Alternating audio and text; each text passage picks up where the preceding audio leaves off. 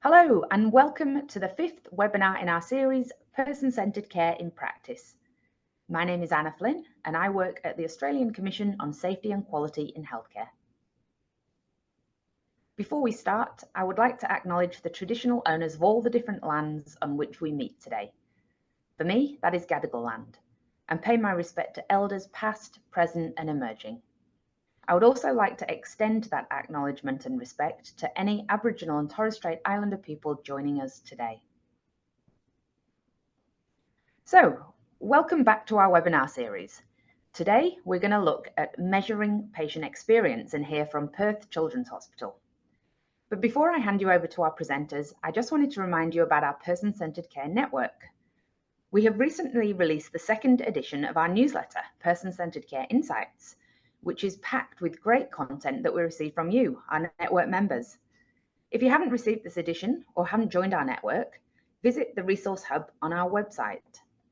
Here, you can find all things person-centred care, including information about our network, recordings of the previous webinars, and also tools that you can use to evaluate the delivery of person-centred care in your service. So, today's webinar, we'll be looking at measuring patient experience using the Australian Hospital Patient Experience Question Set, also known as ARPEX. And to explain the ARPEX in more detail, I'll hand you over to our Commission expert, Girish Swaminathan. Thanks, Anna. I'll start by why patient experience is important. Patients have a unique perspective on the day-to-day running of a health service and how it affects them.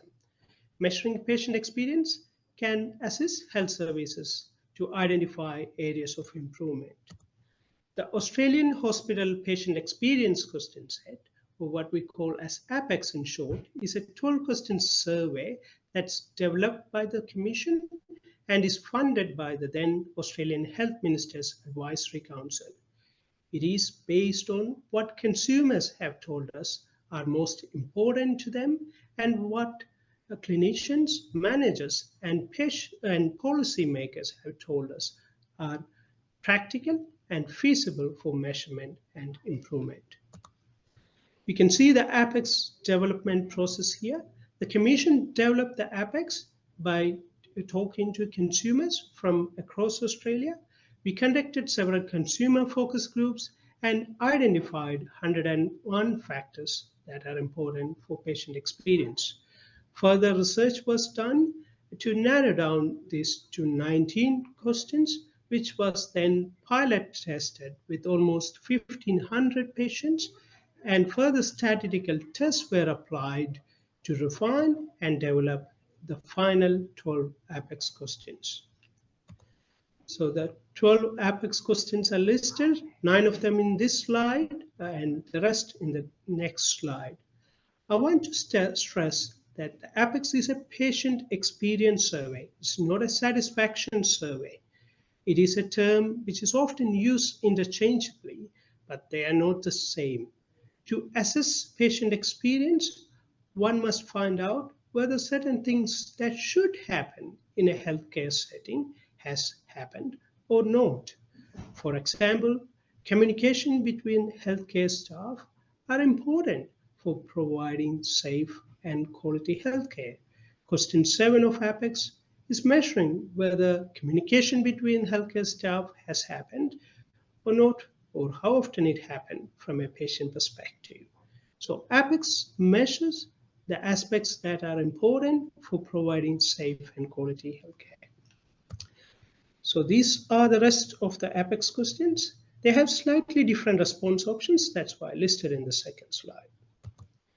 The Commission also developed a range of resources to support APEX implementation. These include APEX has been translated into 20 different languages. There is also a Braille version and East English version. And we have also developed the APEX technical specifications document and a user guide. This user guide is to support health services with APEX implementation.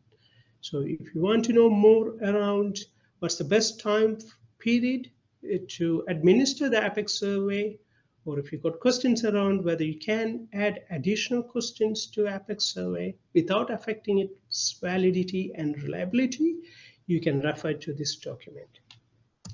And here is a couple of questions from the Easy English version. As you can see in the green text box, that's the original Apex question, and that has been changed to the Easy English version by the help of a specialist speech pathologist and is tested by relevant consumer groups.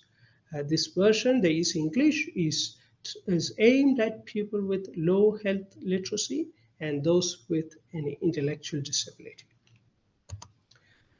So my final slide is around Apex data collection and use. So the Apex survey is administered by health services through their local systems. The data is collected and analyzed at an organizational level and is used for local quality improvement. Apex is now widely implemented across several health services across Australia. For example, in South Australia, Western Australia, and Tasmania, they have done statewide implementation of Apex in their public hospitals. Several large private hospital groups have also implemented Apex. Other states and territory health services have also implemented Apex, but not at a statewide level. And my final point is about the importance of using data for improvement.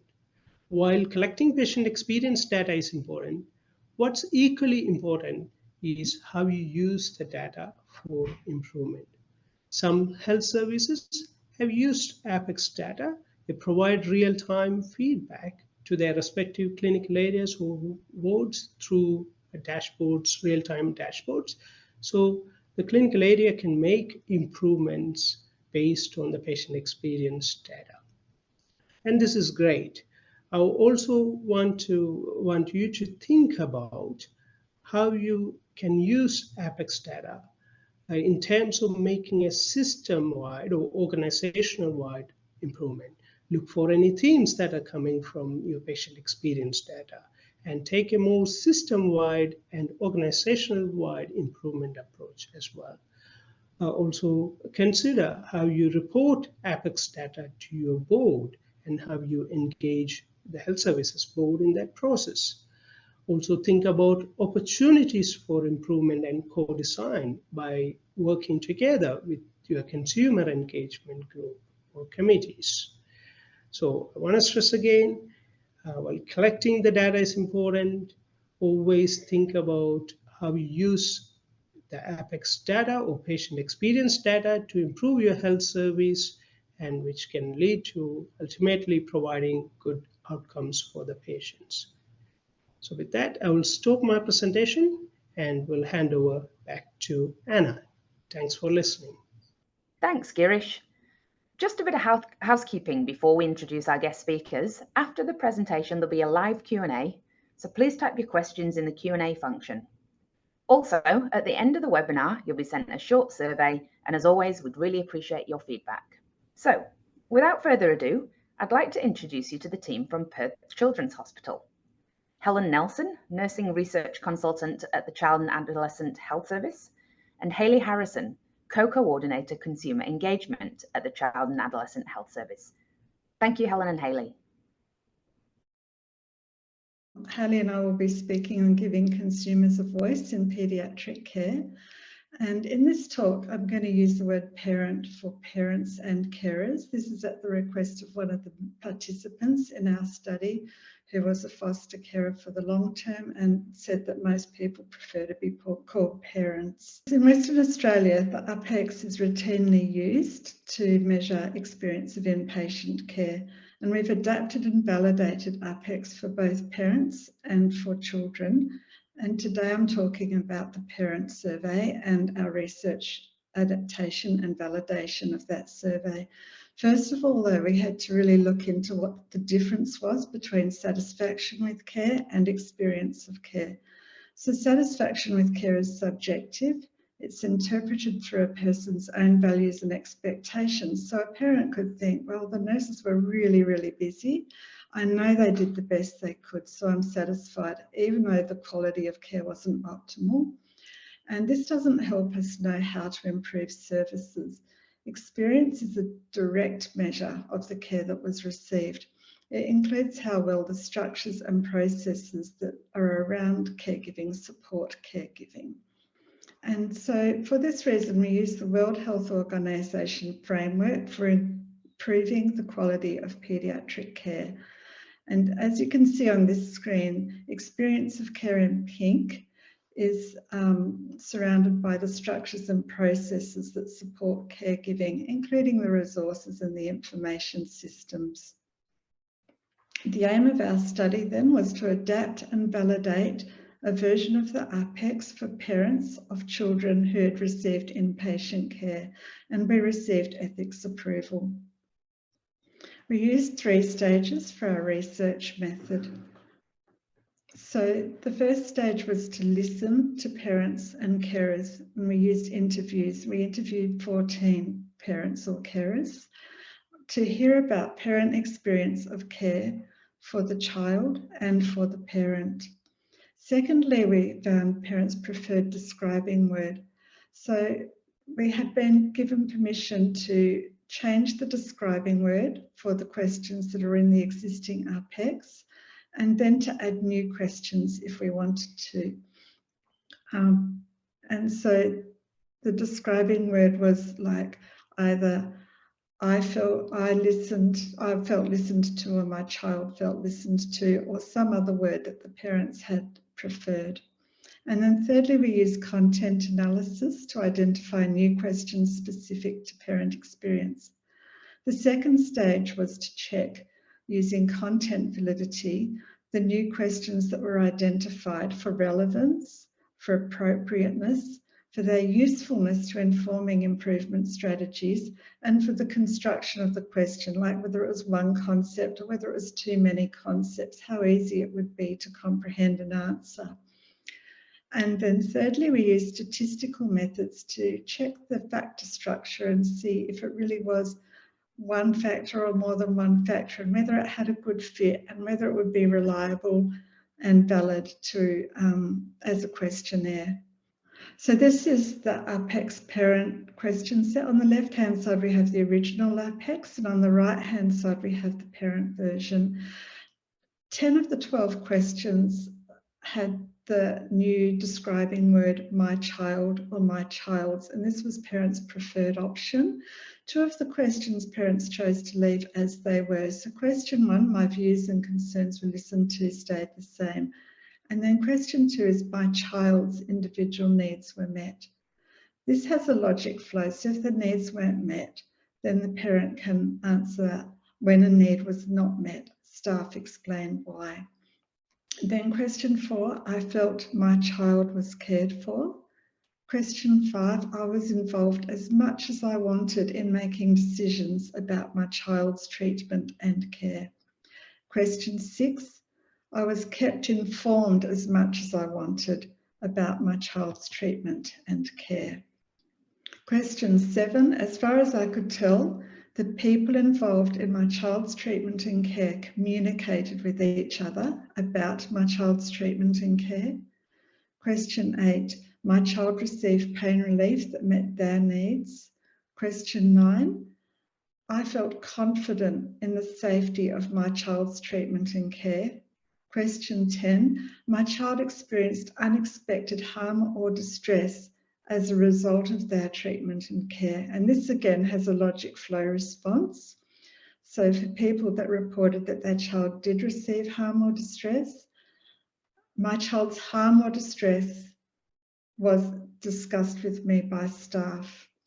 And then question 12, overall, the quality of treatment and care that my child received was, and that's either very good, good, average, poor, or very poor. And here are the 3 new questions that were identified through qualitative analysis of the parent interview data. So first of all, my knowledge of my child was respected. Secondly, when I was with my child in hospital, I felt supported. So parents had said cared for and supported, but when we assessed the question structure, it was felt that cared for and supported was two concepts. So it ended up being I felt supported. And then thirdly, I was adequately prepared for discharge. This was raised as one of the most important things by 3 of the 14 parents. One lived hundreds of miles away in a rural property, and one was a mother who was raising her child on her own. And so that was something that we felt it was important to include because of the need experienced by these people.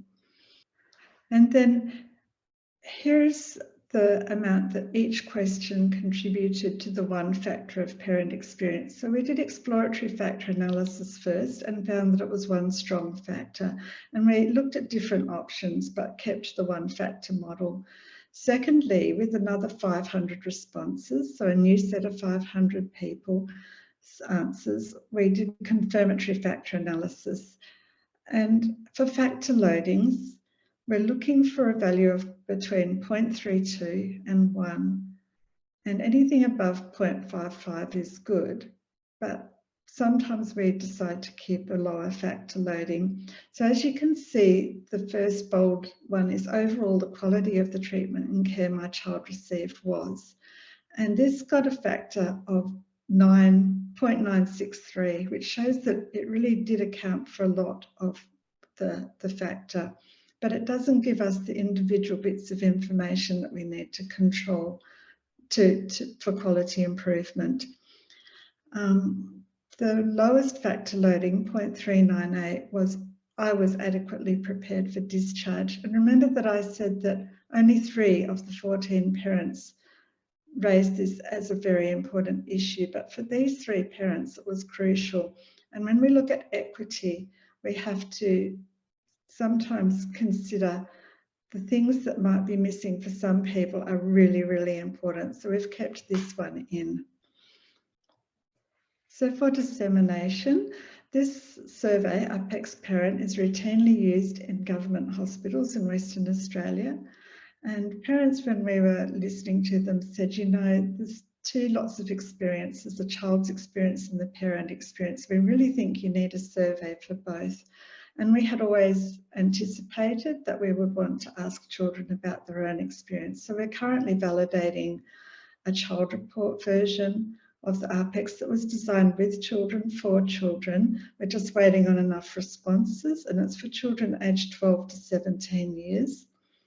The APEX has been used in research studies interstate in Australia, and it's also been adopted in a research study in Sweden, being translated and validated into hospitals.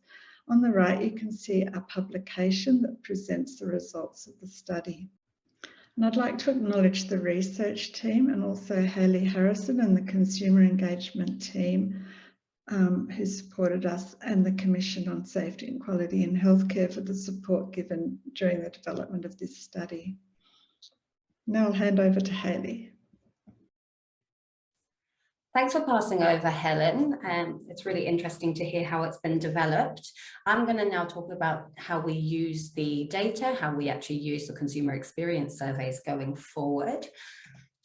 So let's take a step back, and where does consumer experience actually fit in consumer engagement? Well, what we do is we use consumer experience surveys along with consumer feedback to monitor and let us know when there's a problem. It really is an indicator for us rather than a solution finder. But what it really is good at doing is letting us know when there is a problem, letting us know when our standards are dropping, and it allows us to actively proactively consult with consumers around their experiences of service.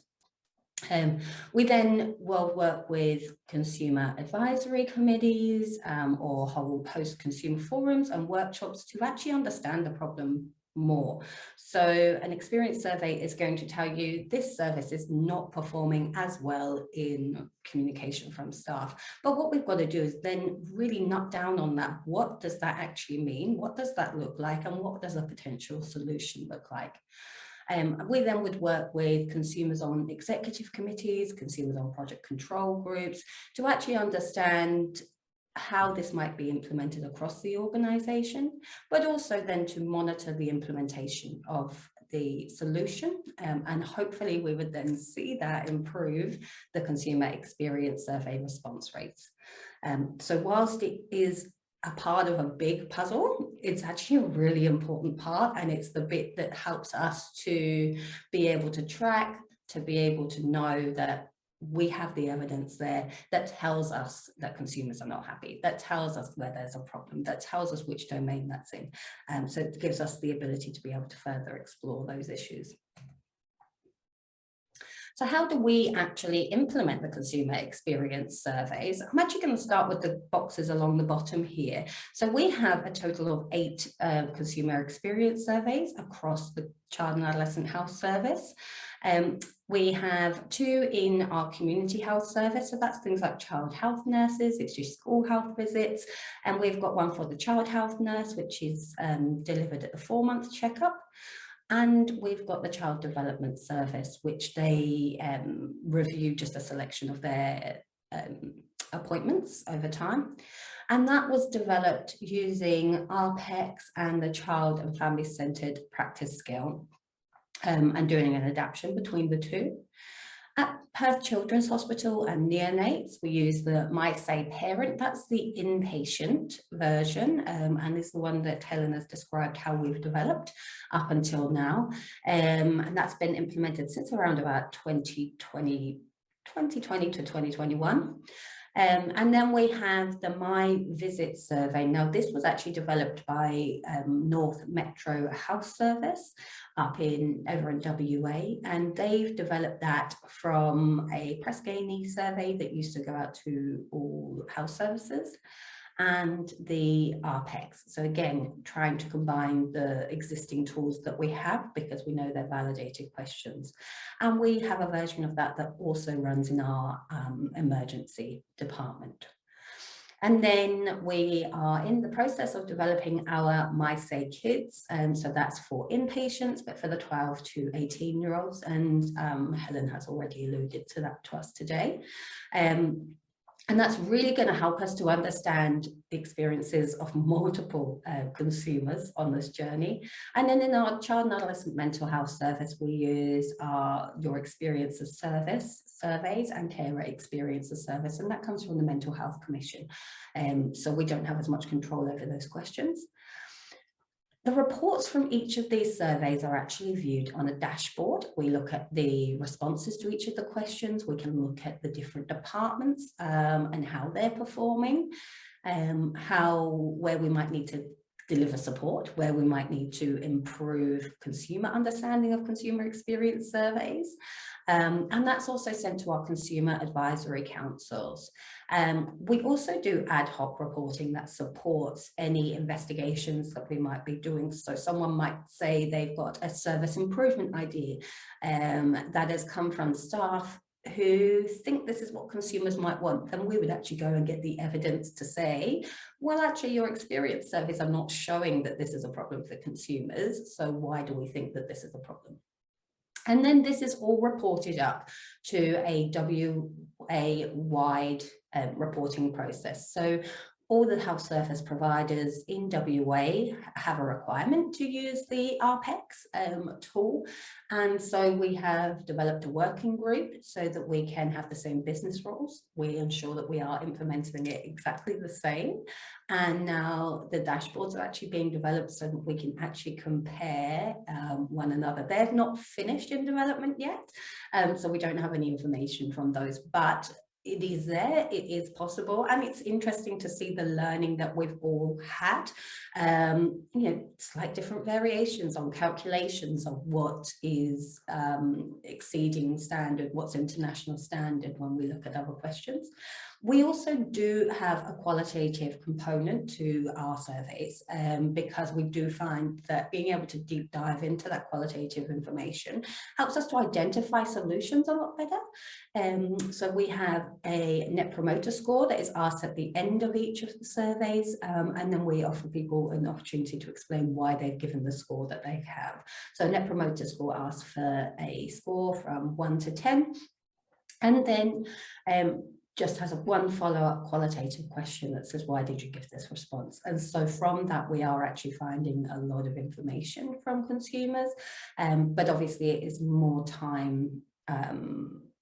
It means that there's more resources that are needed to actually implement it. So in terms of how we actually collect the data, as Helen has already alluded to, we send it via automated text message. Now, this is a really, really important element of making it sustainable, giving it continuity. Our youth experience of service and carers experience of service that we do in the mental health services are delivered in a multitude of ways, by face-to-face, working with a clinician, maybe sometimes the admin people give it to consumers. And because of that, what we're finding is a really up and down uptake of the surveys. By sending it via an SMS message, what we're actually finding is we are getting more consistent responses. So as you can see below here, we've sent 46,000 or so service. This is the MySay, so that's the inpatient surveys at the moment, and we've had a response rate of around about 25%. In some places we get up to 30, in some places it might drop down to 19. And so we are actually in the process of exploring how we improve that response rate. What do we do in clinics? How do we help staff to make sure they're mentioning it so that consumers understand that it's coming to them, that they don't confuse it with something else, and also that they don't think that it's spam. The problem with going in as an SMS is that people think that it's spam. So you've got to be really, really careful in the way that you send it and just front load consumers with their information. And here at the bottom, you can see this is an example of results from one of our departments. So we can actually look at it as a service-wide, we can look at a hospital-wide, or we can actually look at individual departments underneath that. And you can see these are some just typical results that we have here, but where most people actually are very satisfied in terms of their child's needs being met, their child feeling cared for, and views and concerns being listened to. What we do is we do track this over time. So if we see a sudden dip or a sudden increase, then we might try and explore and find out why. We might go to a team meeting and try and understand, why has that suddenly improved? How can we take this learning across the organisation? It's not done in as consistent way as we would have liked, but that's all part of the learning process. And so what do we do with that information? As I've said, we've only been using it for the last 2 to 3 years, and it's definitely taken a few years to roll these surveys out across the organisation. But, you know, we've used it alongside that consumer feedback to identify pain points for consumers. So, for example, in our emergency department, we were able to see whether people felt safe. We were able to see whether there has been an increase in people not feeling secure, people not understanding, the communication being down between staff and consumers. And that, coupled with a few complaints that we had, made us realize that we had to do it. And what you can see in this picture here is we've actually got a whole resource now for those consumers who do identify as being neurodiverse, to help them to manage and cope within a busy emergency department, within a waiting area that is not going to necessarily be calm. We are looking at other ways in which we can do that as well, but this trolley here that you can see in the photo has got lots of things like fidget toys, headphones, ways that we can make. And as you can see there, the little girl with her arm, she was actually a consumer who worked with us, her and her mum there next to her, actually worked with us to work out what is going to work, what sort of toys do we need, how do we need to do this, how do we need to tell consumers about this. So you can see it's that mix of the monitoring, the evaluation, the partnering with consumers. We also look at it in terms of setting and monitoring strategic direction. So, for example, our consumer engagement strategy this year was able to look back at over 25,000 responses that we'd received across our services to be able to really inform where our pain points are for consumers and what solutions there might be to be part of it. We're also using it to track actions from our multicultural action plan, our disability access and inclusion plan. So we've been able to take the experience measures as our baselines so that when we are implementing new things, we would hope to see an improvement in those scores. And then even with service improvement, you know, we've had this year in particular, I've had a lot of staff coming to me and wanting to do some sort of service improvement. And one of the things that's great to be able to say is go and have a look to see what your surveys say. What is it that are the tricks, the tips that you can actually gather from that? What are they telling you? What questions are already asked? We've had a lot of people wanting to survey their own consumers this year, and we're able to say, no, look, we've got this tool, it's ready to use. Let's have a look at your baseline, understand what questions might be missing from that, and then let's look to see if we can expand that out or get you a bit more information. So that's been really, really useful for us over the last few years. I've finished talking about what I want to talk about now, so I think I'd like to open up for questions, and thank you all for listening. Great. Well, we've got some good questions here for you. Girish, I'm going to hand over to you first of all. I think it's important to acknowledge that the ARPEX, they're available on the Commission website, and soon the ARPEX parent will be available for people to obtain. But do you want to talk a little bit about how it's a validated tool, so these sorts of amendments to the ARPEX need to be made in a particular way? Yeah, sure. Thanks, Anna. And that's a really important point as well. The ARPEX questions are tested to ensure that all the questions are reliable, valid, and are easily understood by patients. So the Commission recommends that the ARPEX questions, the wordings are not changed. It's developed as a flexible survey, so people can add additional questions to the ARPEX, but retain the order of the ARPEX questions, do not change the wordings, that it can affect the reliability and validity of the question sets. As you can see from the Perth Children's Hospital example, Helen has gone through an extensive process of psychometric testing with consumers to change the wording. So it is important for health services to note that it's not that easy to change the wordings. It's only change absolutely required, then contact the Commission and we can provide you specific advice and development documents, and you had to go through the process to ensure that they are reliable and valid. Thanks, Girish. And Helen, you are working on a version for children, aren't you? Do you want to talk a little bit about what you're doing in that space? Yes, we are. Thanks, Anna. We didn't want to presume that children would want to use the ARPEX. So Haley and I met with groups of children using a research process and said, what do you want? And we did show them, after we'd had an initial discussion, the ARPEX questions, both the easy English and the standard, and they loved the questions. They loved more than anything that we asked what they wanted. And then they said, no, we want these questions, but we want to make some changes. And so that's what we've done. We've gone through a similar process as the ARPEX, and we almost have enough responses to check the factor, the fit of the one factor model. Early results are good though.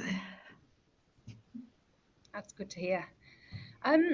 Now, something that I have been pondering in your presentation is that difference between experience versus satisfaction. And it's something I'd never really thought about before. And I kind of grasp what you mean, and then I seem to lose it again. I'm interested, Haley, how do you think that experience is applied to person-centered care? And I think from what you've said in your presentation, you're saying it's kind of part of the jigsaw. Do you see the RPEX as being part of that process, and person-centered care is much broader? Definitely. So the RPEX is just one tool that captures that consumer experience.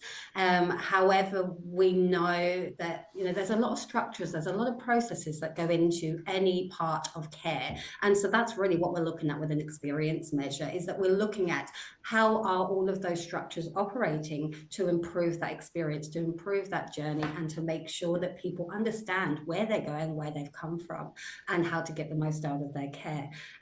Just asking a satisfaction like the qualitative question that we ask on its own won't necessarily tell you anything, because although they may say, oh yeah, the nurses weren't very nice, or the food wasn't good, or whatever it is that they want to come out with in those more qualitative questions, it doesn't always target it for us. So being able to have those questions where everyone's given a response at the same way, those predetermined questions that we ask in the RPEX really does give us a score that we can track much more finely than broad generalized themes. So it does give us that quantitative reassurance with the qualitative sort of element, but I don't think you could do the qualitative without that nice structure underneath it.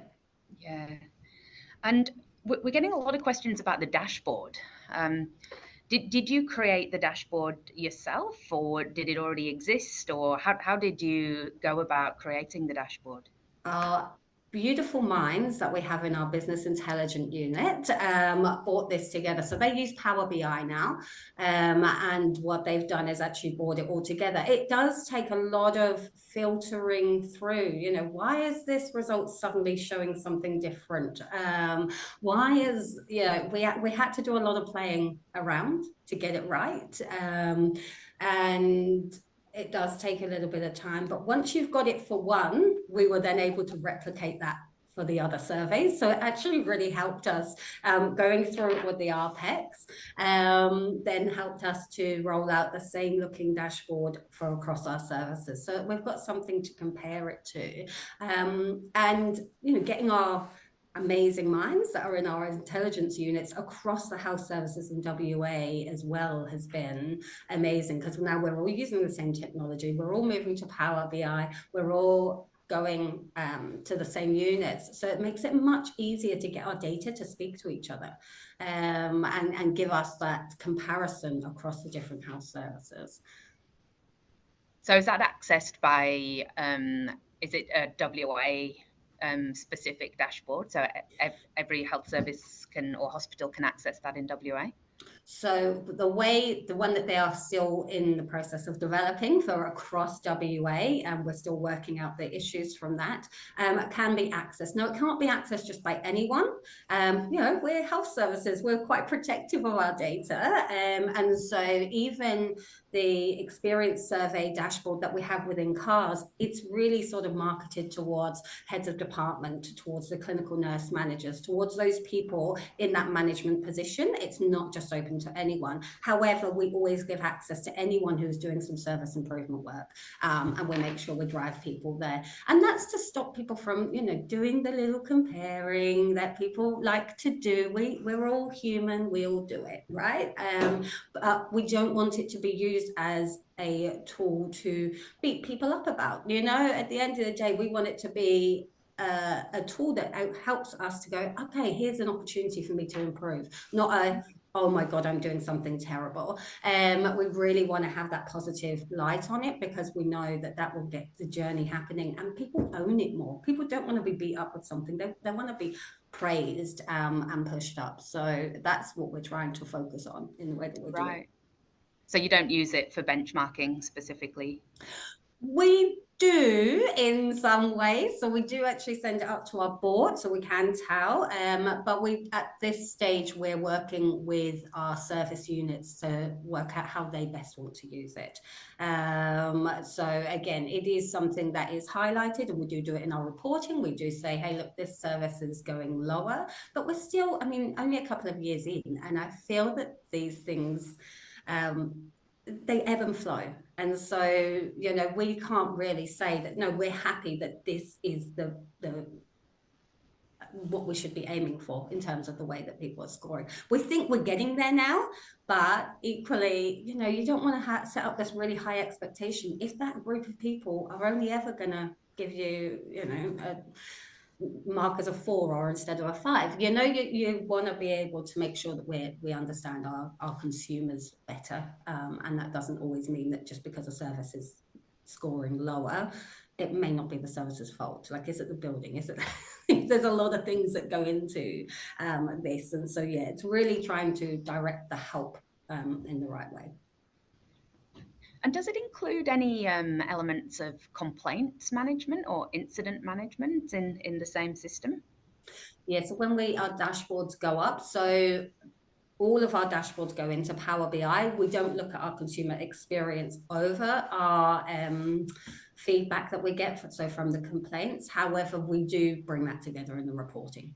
Trying to bring too much data together on one dashboard, they just don't like it. So we do definitely bring it together. And obviously for that high level reporting to the board, we will bring more of those elements together. And we've recently gone over to a new dashboard system. So we're still working out how we can best utilize that. As I say, it's those amazing minds, not our team. But they do some amazing stuff and bring it together really well. And does that get reported up through board level? Yeah, so they'll get reported up to board level. So the board have their own dashboard.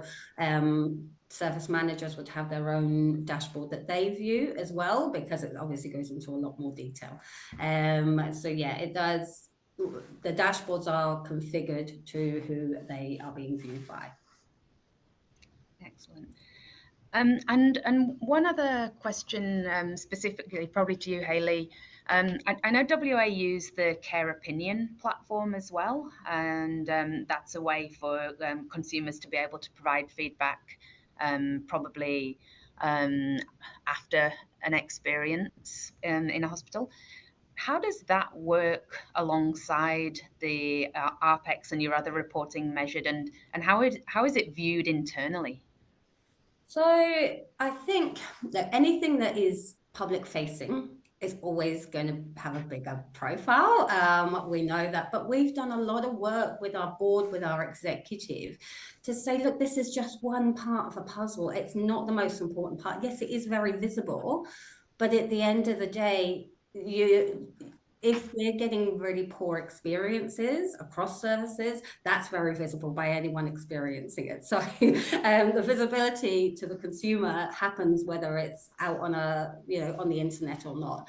But as I say, so those Care Opinion is one element. That's an anonymous element. It gives us some information. We've also got our complaints, our contacts, our feedback that happens in other way, which we bring together as part of that. We also then have the experience survey. So by monitoring and reporting on all 3 of those elements, you really get an understanding of where everything is, of how we are actually tracking. Using one on its own will not help you understand. You need to use multiple of them. But the good thing is that a lot of those, once they're up and running, they're up and running. Like it's a constant source of intelligence for you. Yeah. Helen, you might be able to answer this, and I'll give you a go. So someone's pointed out the response rate of 25% is concerning from a representative point of view. So are there any strategies that you'd consider to improve that? Presumably that's talking about the RPEX parent. We have gone through our advertised on our Facebook platforms, our social media platforms.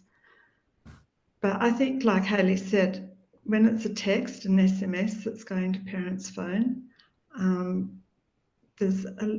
think there's a little bit of concern nowadays around that, and that might be part of the reason. Hayley might have more to add on that.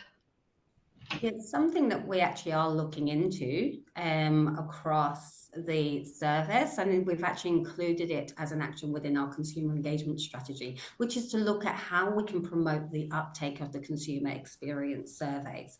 At the end of the day, we're talking about very busy parents who've got a sick kid. Their lives are already really busy, and I know what I'm like, and I work in this field. I don't always respond to surveys, even if I think that it's a good thing. So I think that looking at the 25%, I mean, 30% for a survey is actually quite a good response rate.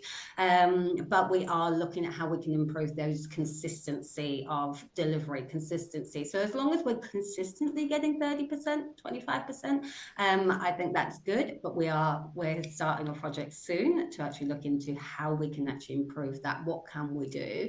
Where we have seen services who are using it for a specific service improvement, there's a lot of push amongst the staff to mention it to parents, and then you see the increase go up. So it's just how we can best support staff to mention it, because we know that once you leverage on that personal relationship that staff member has, they're more likely to fill in the surveys, they're more likely to respond.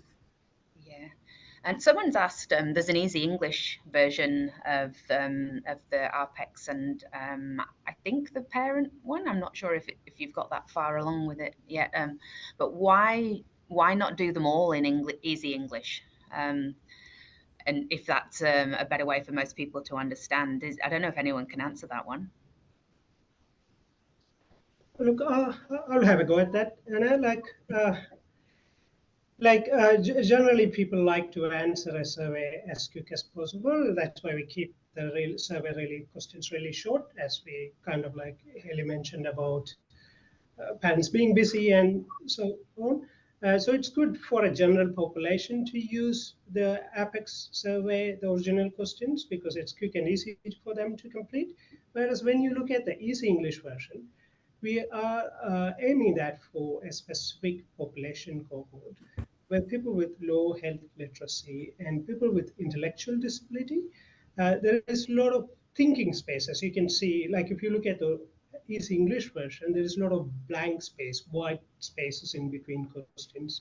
And terms like treatment are explained as, okay, treatment means medicine or surgery. So it's kind of further explained, and that's not required for a general population. So that's why we reserve the Easy English version for the people who really need it. Anyone can answer Easy English version, no one's stopping it, but it's kind of like from a convenient perspective, people prefer to answer the normal questions, but if they struggle with the normal one, they can use the Easy English version so that we can capture perspective from all the different patient cohorts. Thanks, Girish. And Girish, this one might be best for you too. So a question about states and territories that are not using the ARPEX. I believe most have their own version of an ARPEC. I don't think there's any plans for mandatory rollout of ARPEX. It's more of a voluntary option that people can obtain them from the Commission's website. But are you able to talk to that a little more? Yeah, sure. Look, like you mentioned, Anna, the APEX use of APEX is voluntary. It's not a mandatory question set. Several health services have used APEX, and they have listed the jurisdictions which has done statewide implementation. That doesn't mean like New South Wales have several health services uses APEX, but they haven't done a statewide implementation because some of the jurisdictions have got their own existing question set and their own licensing arrangement with their question set provider. And to look at previous data and everything, it's more easy for them to keep continuing using their own survey. But when you look closely at the survey questions that jurisdictions have, we are confident that most jurisdictions cover all the 12 APEX questions in their bigger survey as well. So that's even though they're not specifically using APEX as a 12 question survey set, the feedback that we are collected through APEX is already collected by other jurisdictions through their existing survey questions. And are there any plans, or actually the question is more around, can you use the ARPEX in palliative and end-of-life care settings? Is it an appropriate question set, or are there any thoughts about whether it needs adapting?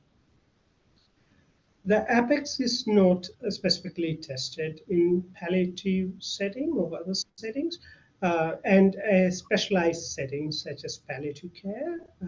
We need to really adapt APEX. We need to consider which questions are relevant in that setting, and I guess we have to follow a similar process in terms of asking the relevant consumer cohort what's most important to them, and then design or adapt the question set based on the requirements of the patients. So remember, we developed APEX based on what consumers have told us are most important to them. So that's why we cannot just apply the same questions to that palliative setting. We need to really ask the consumers and work with them to develop a question set that suits their requirements. And Hayley, in terms of when it's part of the bigger jigsaw, I would think, but in terms of sort of health literacy and ensuring that all patients are captured, do you have any other approaches to, I mean, there's the Easy English type option, but are there any other attempts or pieces of work underway to capture people that perhaps don't use a mobile or are speaking different languages, or just probably less activated to participate in the surveys? Yeah, so and that comes back to using all the different methods for consumer engagement. I mean, this is about capturing consumer experience, broad brush, but quite, there's not the detail in what it is. Now, we know that, for example, talking with consumers with limited English proficiency or culturally and linguistically diverse consumers who may have, migrated recently, the face-to-face contact is actually what they want. Now, that's obviously resource intensive. So it's about having your multi-layered approaches and using the multi-method approach. With our limited English proficiency, we would go out to groups where they're already being supported to come together, so mothers groups or parent groups. With our Aboriginal consumers as well, we might assist them. We would get our Aboriginal liaison officers to actually say, hey, this is going to come through, make you aware of this. This is a chance, it's not related at all to your care. Because we know that people want to be asked about their experience in a way that is easy for them to tell us. So when we were developing and before we implemented these, we actually went out to consumers and they said, no, we don't want to come and give you feedback. We don't want to have to go and fill in a form or find the right website. We want you to actually actively ask us. And when we asked them how the best way, text message was actually really what came across from consumers.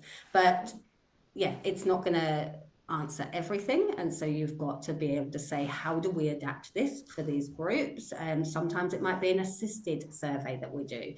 We have tried to do experience surveys using an interpreter at the end of a session. It just doesn't work. The interpreters need to move on. There's never enough time, and you also feel that this isn't appropriate for me to use this interpreter's time or take up any clinical time, because that's what it's for. It's for clinical time, right? So therefore, we've got to look at different ways. So we go out to groups and actually actively find people. Yeah.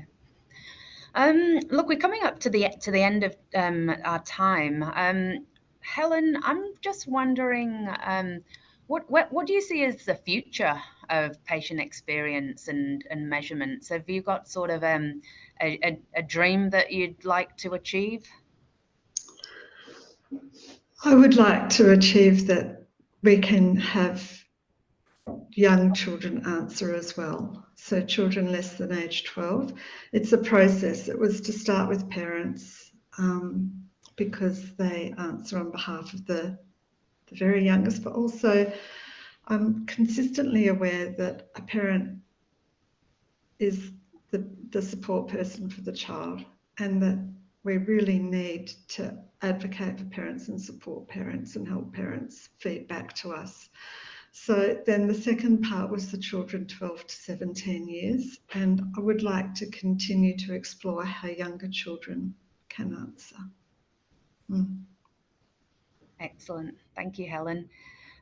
Well, look, Helen, Hayley and Girish, it's been really good to hear what you're doing at Perth Children's Hospital. And I think as far as the work that we've been doing with person-centred care goes, I think that the measurement side of it is obviously the really important to actually see how effective strategies are. And I think it's also been really good to learn a little bit more about these patient experience measures and how they actually are part of a bigger jigsaw in terms of how you actually measure the whole and look at different areas of what person-centered care means to different people. But we really look forward to hearing how the kids version develops. And as we said earlier, the RPECs are available on the Commission's website, and we'll soon be uploading the parent version of the RPECs developed by Perth Children's Hospital. And if anyone would like to contact Girish to ask more questions about the RPECs, you can contact on PEX@safetyandquality.gov.au. Is that correct, Girish? Yep, that's correct. Brilliant. Well, thanks once again for joining us today, and we hope that you all learned a little bit more about patient experience.